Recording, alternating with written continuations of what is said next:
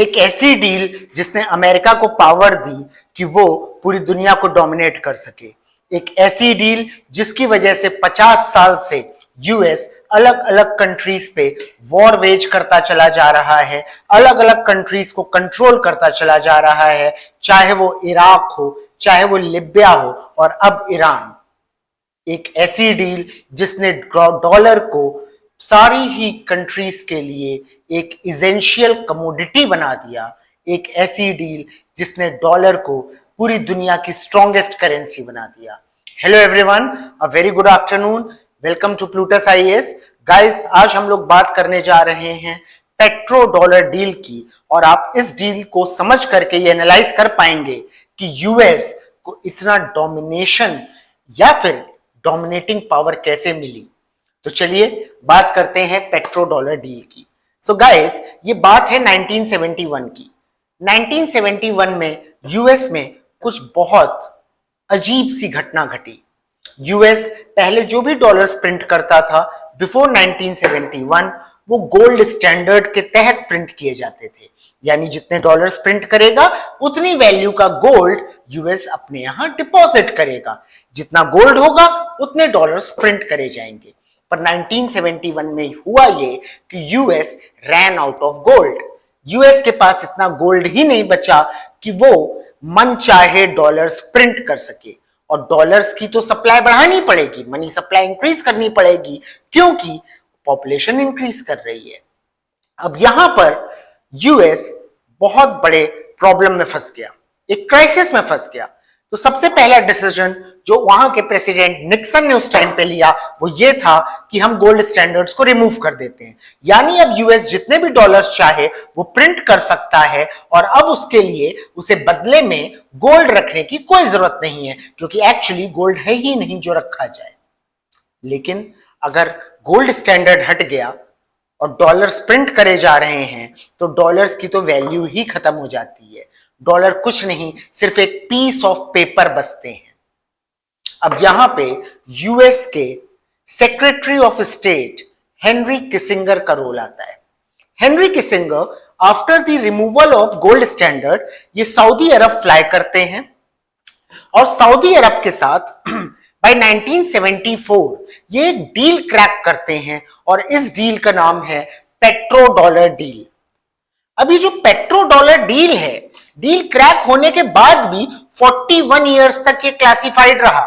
Classified का मतलब ये होता है कि गवर्नमेंट इन डॉक्यूमेंट्स को रिलीज ही नहीं करती है पब्लिक के सामने। यानी कि आप, हम या यूएस के सिटीजन या दुनिया में कोई भी नहीं जान सकता कि डील एक्चुअली थी क्या।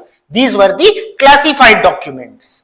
लेकिन जब ये डॉक्यूमेंट सामने आए तब हमें पता चलता है कि कैसे यूएस ने पूरी दुनिया का डोमिनेंस अपने पास ले लिया था। डील ये थी कि सऊदी अरब अपना पेट्रोल जो भी सेल करेगा, अपना क्रूड जो भी सेल करेगा, वो सारा का सारा क्रूड वो यूएस डॉलर में सेल करेगा। राइट।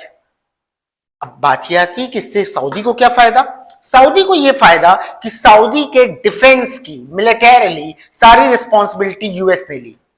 यूएस अपने डिफेंस के वेपन्स, टेक्नोलॉजीज सऊदी को सेल करेगा, plus militarily US will look out कि सऊदी पे कोई भी कंट्री अटैक ना करे। Attack on Saudi Arabia would be considered as an attack on United states.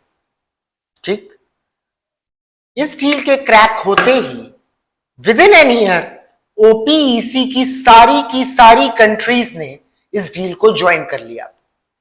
यानी कि अब दुनिया में कहीं भी तेल बेचा जाएगा तो वो सिर्फ डॉलर में बेचा जाएगा।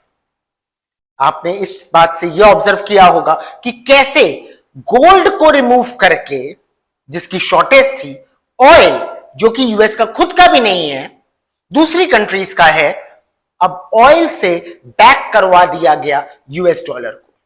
हर कंट्री को एनर्जी चाहिए, हर कंट्री को ऑयल चाहिए, और ऑयल चाहिए तो आपको यूएस डॉलर्स खरीदने पड़ेंगे। तो that means if you want to purchase oil तो पहले आप डॉलर खरीदिए और फिर आप डॉलर में ऑयल खरीदिए। ठीक है। इस तरीके से पूरा वर्ल्ड डिपेंडेंट हो गया डॉलर पे, और डॉलर स्ट्रॉन्गेस्ट करेंसी बनी। पर बात यहां पर खत्म नहीं होती है। सेकंड एस्पेक्ट ये था डील का कि जो भी डॉलर्स यूएस देगा सऊदी अरब और ओपीईसी नेशंस को ऑयल परचेज करने पे, ये नेशंस उन डॉलर को यूज करके यूएस के ट्रेजरी बॉन्ड खरीद लेंगे, यूएस का डेट खरीद लेंगे, और यूएस अपने ट्रेजरी बिल्स पे नियरली 1% का इंटरेस्ट देता है, यानी लगभग जीरो, नेग्लिजिबल इंटरेस्ट दे रहा है। इससे तो ये साइकिल जनरेट हुई कि यूएस को जितना चाहिए वो डॉलर प्रिंट करेगा, बाकी कंट्रीज लाइन लगा के खड़ी रहेंगी उस डॉलर को खरीदने के लिए। डॉलर की डिमांड कभी भी वैनिश नहीं होनी है, ठीक है, डॉलर हमेशा डिमांड में रहेगा। क्यों? क्योंकि ऑयल डिमांड में है, और जो भी डॉलर यूएस दे रहा है उससे सऊदी अरब वापस करे दे रहा है यूएस को उसके ट्रेजरी बिल खरीद के, यानी यूएस प्रिंट करता रहे, अपने डेट इंक्रीज करता रहे, उस डेट को सऊदी अरब खरीदता रहेगा और डॉलर की डिमांड हमेशा बनी रहेगी मार्केट में। ओके, यानी कि अब अमेरिका उतने डॉलर्स प्रिंट कर सकता है जितना वो चाहता है, और ये डॉलर्स प्रिंट करके वो वॉर्स को फाइनेंस कर सकता है, जो कि यूएस ने किया for 50 years. All the Wars, जितनी भी यूएस ने वॉर लगी सब में डॉलर लगता है, क्या प्रॉब्लम है? डॉलर तो अपने आप प्रिंट कर लो। यूएस वॉर्स को फाइनेंस कर सकता है, और ये जो ऑयल वाले नेशन हैं ये यूएस का डेट चुकाएंगे।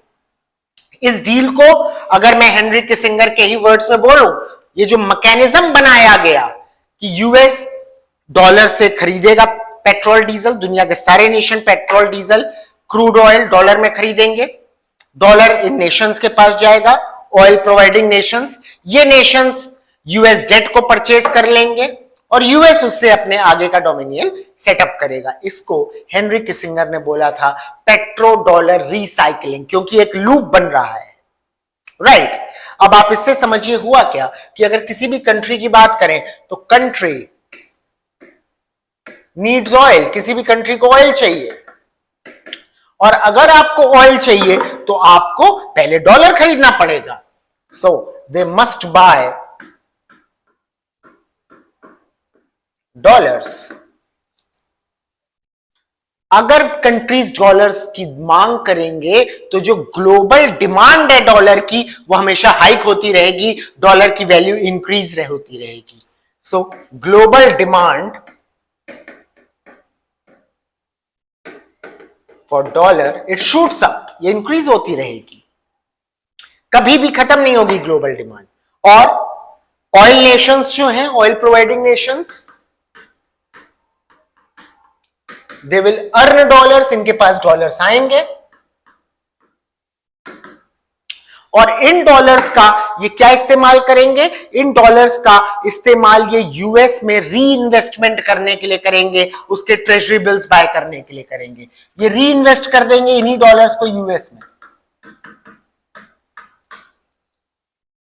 यानी अमेरिका प्रिंट करेगा, दुनिया बाय करती रहेगी। अमेरिका कितने भी डॉलर्स प्रिंट कर सकता है, अपनी कोई भी वॉर को फाइनेंस कर सकता है, उसका डेट तो इंक्रीज होता जाएगा पर डॉलर की वैल्यू नहीं कम होगी, क्योंकि डॉलर में ही आपको ऑयल मिलेगा। और इसलिए डॉलर दुनिया की सबसे स्ट्रॉन्ग करेंसी बन गई और आज भी है। और इसीलिए सारे नेशंस कहीं ना कहीं अमेरिका की सुनते हैं, अमेरिका का डोमिनियन आ गया इन नेशंस पे। जो अमेरिका चाहता है मोर और लेस वो नेशंस करते हैं, और अगर नहीं करते हैं तो गद्दाफी को आपने देखा लिबिया में 2010-11 के दौरान, how brutally he was murdered. Iraq में आपने देखा सद्दाम हुसैन के साथ क्या हुआ। अब ईरान में आपने देखा सुप्रीम लीडर खमीनी को मार दिया गया। क्यों? Either you fall in line with US और US will eradicate you. Why? Because you are totally dependent on dollars, क्योंकि आपको जो भी तेल खरीदना है वो तो डॉलर में ही आएगा, और इसी चीज का फायदा यूएस उठाता है नेशंस को कंट्रोल करने के लिए। That means America prints, world buys and empire expands. Thank you.